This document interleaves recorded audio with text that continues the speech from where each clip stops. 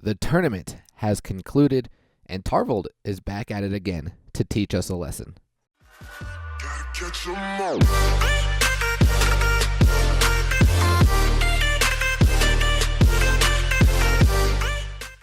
What's good? It's your boy Rico. Welcome back to another episode of Pokemon Duel. And like I said, the tournament has concluded, and congrats to all of those who have made the top 32 and who are there to compete to not only show who is the number one Pokemon dueler, but also get that golden. Please don't be a Bidoof. Like, don't do it. Don't do it for the memes. Like, please be Pikachu or like something you want. Let's go over the tournament. Let's review what has happened. Congrats to Achilles, Kala, and Yuna. Yuna taken fourth. When I ended playing, she was at first, so I was hoping she would remain in the top spot, but it looks like she got taken down by Achilles and two other players. Just a reminder, if you guys are in the tournament, make sure you guys check in. If you do not check in, you are not going to be eligible to play when the tournament starts. Let's take a look at how well we did, and then we're going to actually talk about the tournament and what I do not like about it. So here's this tournament of this year. We went 41-9. Take that, Hype. Hype went 40-10, so I wanted to beat Hype. But we placed in 70th worldwide. I think that's pretty good, but is it? Here's what I want to talk about regarding the tournament. 41-9 is pretty good. Like, I'm not going to take anything away from myself. However, I would say probably half of the matches were players under 3K. The matchmaking was horrendous. Now, I don't know how to fix it. I don't know if it's because we don't have that many people playing the game. I don't know if all the good old players, like when the tournament starts, they just play right away, get their 50 duels out of the way. And like, I played this on the second day. I don't know what it is, but like I said in my last video, like, it has to turn off the new players when they play players like me or players who have played this game forever, who have all these level 10 chain 10 figures. Like, I don't think it's good for the game. We need to figure out another way to do it. My other issue with the tournament and events in general, we're gonna exclude the Queen's Cup, but the gym, the tournament, I don't know what other events we have, but I think they should make it to where you cannot use AI. You cannot use AI. Like, it's so annoying when you know you're going up against AI just by the sheer movement and by the rolls they get. Like a Tapu Koko attacking into Terrakion, and your Koko or your Terrakion lands like the Protect. Like, you just know it's so frustrating when you're playing AI. Just straight up. Like, I think you shouldn't be able to utilize AI while you're in a tournament, because like the tournament, you're trying to get the 50 wins, right? You're trying to play fast, but then AI can prolong the game, and AI can affect the RNG. In my opinion, that's how I feel. I don't know if any of you guys feel the same. Please let me know how you feel about playing AI. So that's enough for the tournament. We do have some boosters to open, and then we have some matches to watch. I guess we'll just say my more entertaining matches, or good matches that I had that were not against players who were like 2.2 and 2.4. So we didn't pull anything there. You guys like how I have 2 whites and a blue? Like, what kind of garbage is that, Geodude? Oh, we do have a lock booster as well, and this is the deck that I was running for the tournament. We'll talk about the deck when we get into the match. War Turtle. And we have like a notice. Let's check out this notice before we go into the locked booster. What's this notice? Oh, it's probably everything from the tournament. Yeah, everything for the tournament. Cool. So we did get rewards. We did take top 96. I will be on the waiting list, so if there's anybody, well, there'd have to be a lot of people who don't want to play. Let me know so I can take your spot. Top 32, try and get that golden Pika. Look at my monthly points, man. 4.6. There's no way. There's no way we're getting the Dusk and Dawn. Joltik. I remember when I used to run Joltik. Joltik's had the animation of the, what was it, Absorb or something like that? Like, it looked pretty cool. All right, let's jump into the matches. All right, guys, before we go into my matches, I do have a surprise for you. Like I said at the beginning of the video, Tarvold is back to teach us a lesson. Tarvold knows, you guys all know, that I nerd out so hard when decks work the way they were intended to work. So take a look at Tarvold. He's going against Prophet, and take a look at this deck. Anytime you see this figure right here, Torcat, you have to pay attention to, I mean, Torcat's not that bad. It has the fake out and it has the playful punch. The playful punch is kind of like Mewtwo's Psycho Shove. If it gets KO'd, it knocks them as far back as they can. Knocks the battle opponent as far back as it can move in a straight line. The battle opponent gains weight. It has the fake out. We know what the fake out can do. It switches spots. So this mod is really good for whatever is on the goalie. But take a look at its ability. If this Pokemon is knocked out, all grass-type Pokemon within 2 steps become burned. I'm like, okay. So he's rocking 2 Torcats. He's not rocking like a, I don't think he's rocking like a switch. Yeah, he's not rocking a switch. So and he can't get to the entry point except for with Rotom. And I'm like, okay, what is he doing? What is he doing here? He's not going to rush to entry point, pull a switch, and use the Torcat to fake out. He's not trying to cheese there, but he's got 2 Torcats. All right, then we got Houndour. We know what Houndour can do. Houndour has the Infernal Hunt. So whatever it attacks, it becomes burned. We do have the Rotom. I'm like, the Rotom. Okay, so Rotom, Fire. You got to have the Lawnmower, right? So I checked the deck. Double Lawnmower. What? He got double Lawnmower, and he has the Washing Machine. So I'm like, okay, you're going to turn everything grass, and then what? Then you turn everything water so you can move through them? Okay, that kind of makes sense, but what's the Absol for? I don't know what the Absol is for. I mean, we know Absol, Mega Absols to prevent them from using plates, and then I see he has the Flame Energy. Now, what is the hardest way to win with the Flame Energy? You have to pick and choose when the right time to use the Flame Energy is, because the opponent has plates. So you basically have to wait until the opponent wastes their Pokemon Switch, their Max Revive, their Double Chant, their Air Balloon, Twisted Spoon. Like, you can Flame Energy, get everything burned, but if they have plates to burn, the game's not over yet. But he does have the Mega Absol. I was like, okay, let's see how this works. So it looks like he's just going to open up with the Houndour. Kind of have like your basic Shuppet wall setup, if you will. And Tarvold's just waiting for the perfect opportunity. So he's going to pull the Lawnmower here. Everything now becomes grass.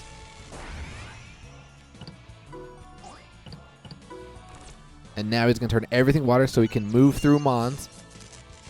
And this was just set up absolutely perfect. The opponent, some reason, brings on the Ralts right here. And Tarvold sees a perfect opportunity for Torcat to shine. Because remember, what does it do if it gets KO'd? Mons within 2 steps away become burned.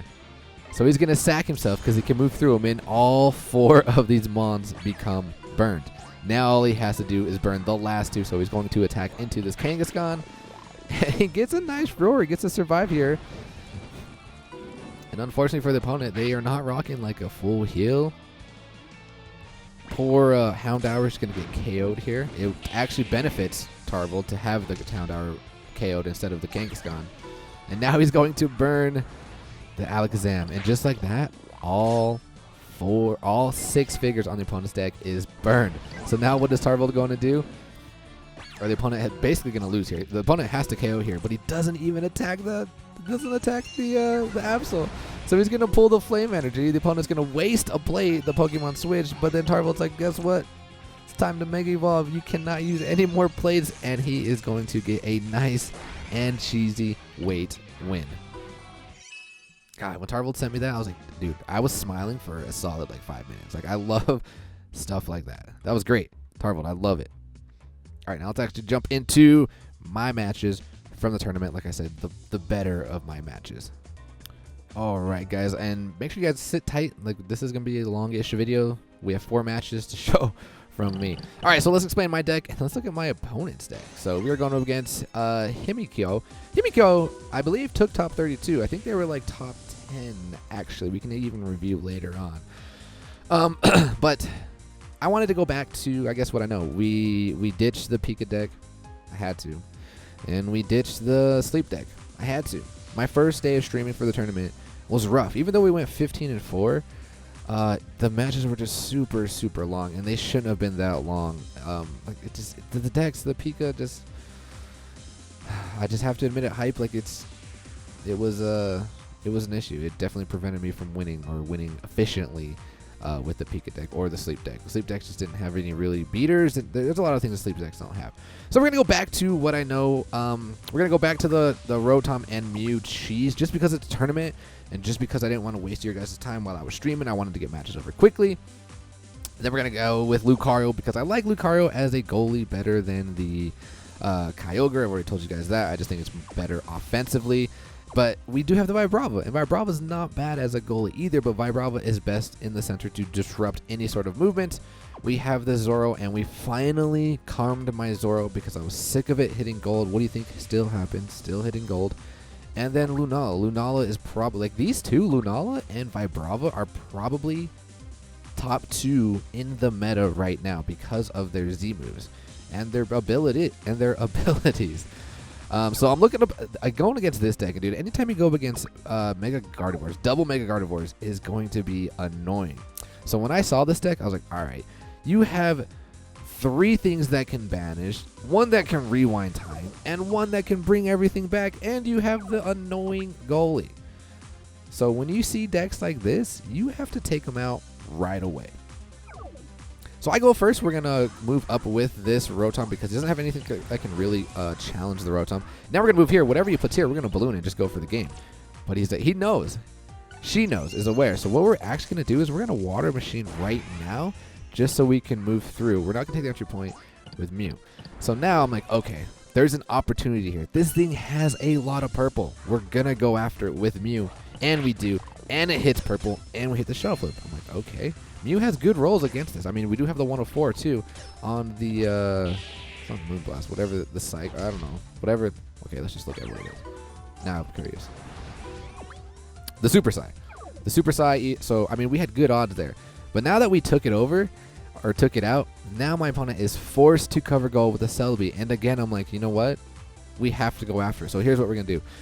Look at this opponent's wheel. 36 Energy Ball, 44 Grass Knot. So it looks like the best option here would be to attack with our Rotom, because Rotom does have the Hydro Pump at 48, and even the Discharge can take it out as well. So we have pretty good odds.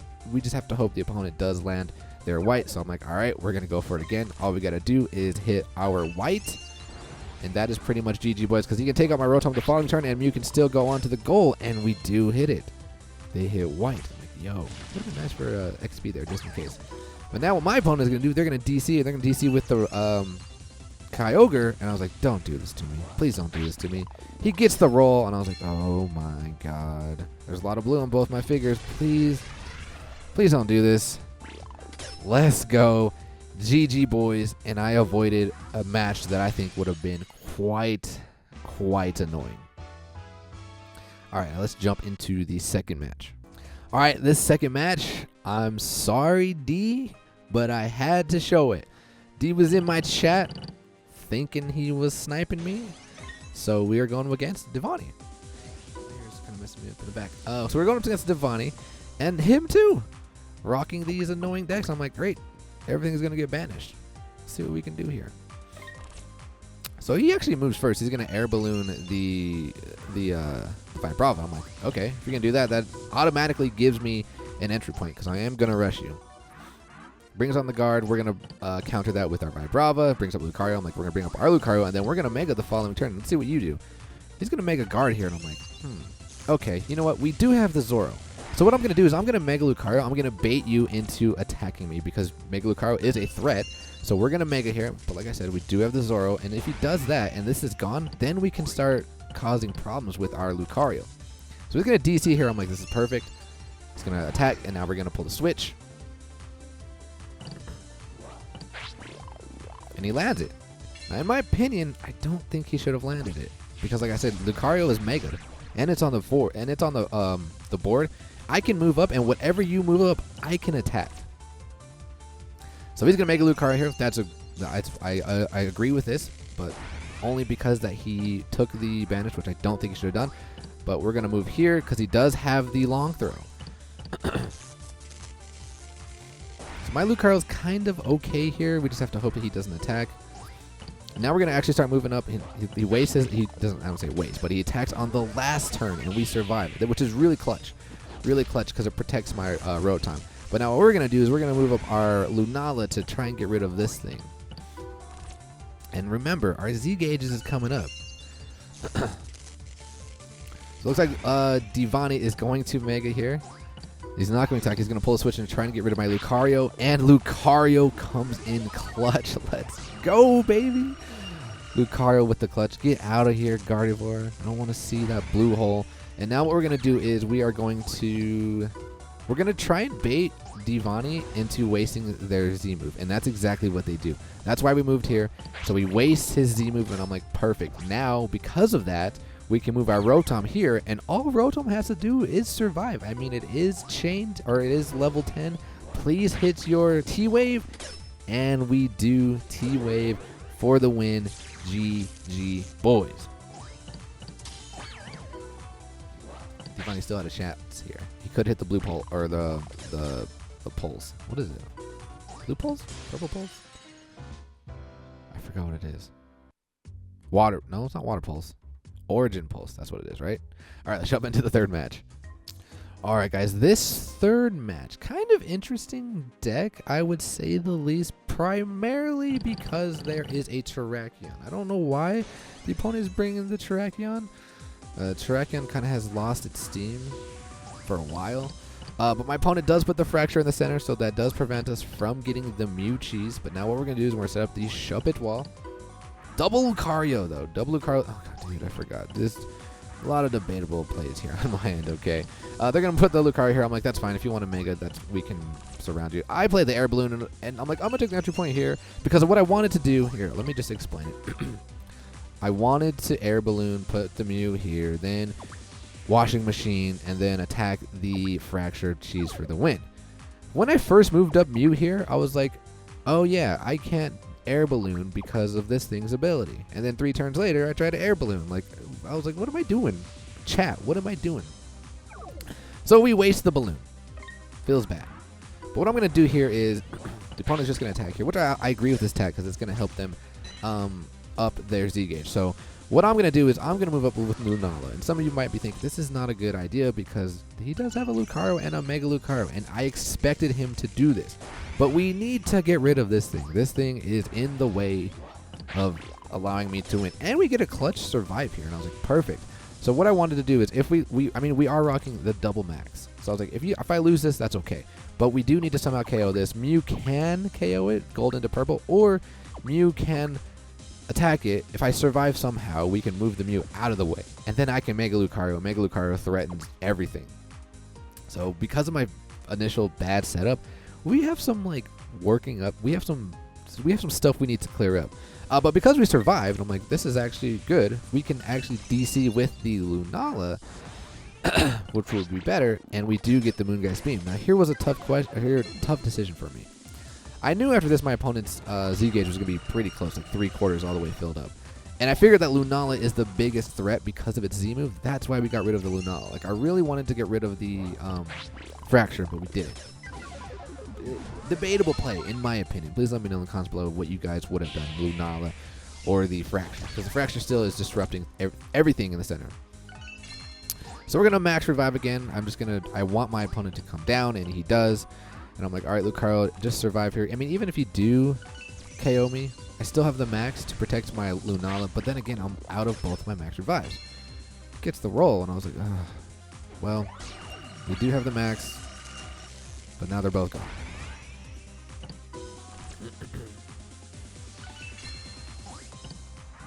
So we max here, brings up this Ray. So now we're gonna attack with Mew.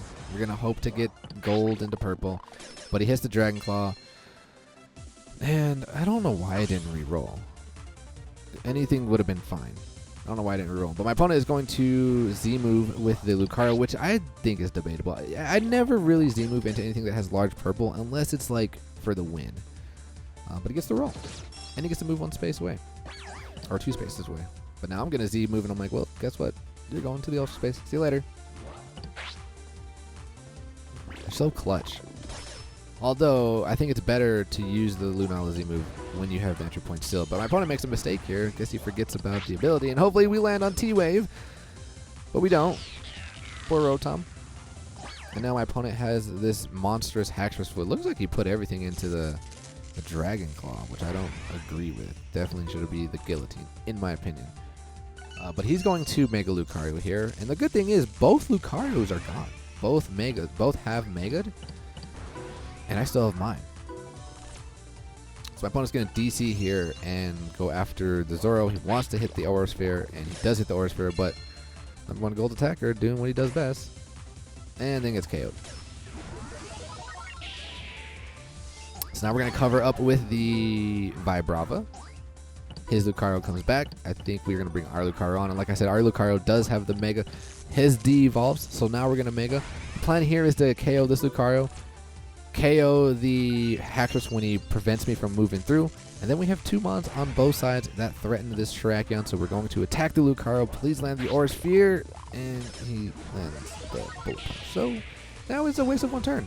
And now he covers, which it's a great play. Because now he threatens if I do go and attack this thing, he can surround me with his Lucario. And we lose another roll and things are just going in their favor. I'm like, okay, this is annoying. Please, Lucario.